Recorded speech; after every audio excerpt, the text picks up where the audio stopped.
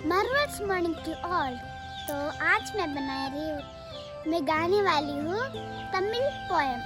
वो आपको पसंद आया कि नहीं आया मुझे पता नहीं, और लाइक ज़रूर कीजिएगा, कमेंट शेयर कीजिएगा।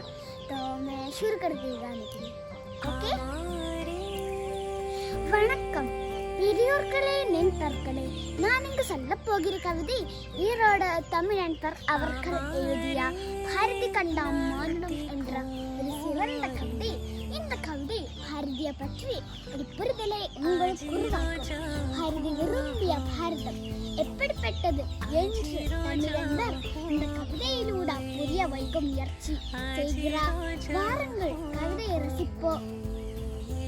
ஏன் வேண்டும் அறிமுகம், என்னை தெரியாதா நித்தம் சூரியனை நீலத்தாயில் ஒரு சிலையாய் நின்றிருந்தேன். வந்துவிட்டேன் என்றே சிலைத்தால் என்றாலும் எவரவரோ உள்ளே ஒரே நெரிச்சல், எனக்கு இடமில்லை. வந்துவிட்டேன் அள்ளிக்கு நீ யானை நிறுத்து, நான் சாக்கவில்லை.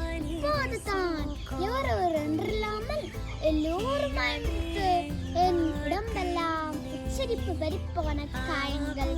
கல்யாண கூட்டத்தில் மணமக்கள் காணாமல் போனது போல் எனக்கு எடுக்கும் விழாக்களில் நான் தான் துளிர்ந்து போகிறேன். இப்போது உங்கள் வெற்றி நிமிடங்களில் சிலவற்றில் என்னை நிரப்ப வந்துள்ளேன். மாண்டரே மகத்தானவர் நீங்கள், ஓட்டு கேட்டா நான் உடுக்கை அடிக்கவில்லை. மாண்டரே மகத்தானவர் நீங்கள், மலர்த்தனதும் மரணத்திற்கு கூட மனமூட்டுகிறது. மனிதரே, உங்கள் மூச்சில் ஏன் பிணவாடு? நட்சத்திரங்களை பறிக்க வேண்டிய கைகளால் நீங்கள் உங்கள் ஷர்ட்பட்டிக்கு நாடு திரட்டுகிறீர்கள். ஒரு பிரளயம் போல் எதுவென்றேன், நீங்கள் மாநகராட்சி குடாய் போல சட்ட முடியாமல் சட்டை கொண்டிருக்கிறீர். நூல்களை கண்டு நீங்கள் முகம் போர்த்தால் கூட என்னால் புரிந்து கொள்ள முடியும்.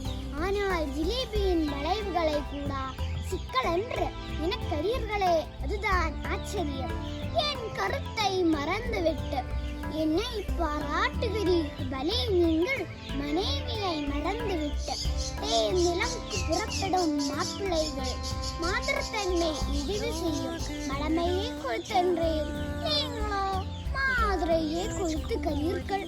கவிதை தந்தத்திற்கு பதிலாக உங்களுக்கு காது கேட்கும் கருவினால்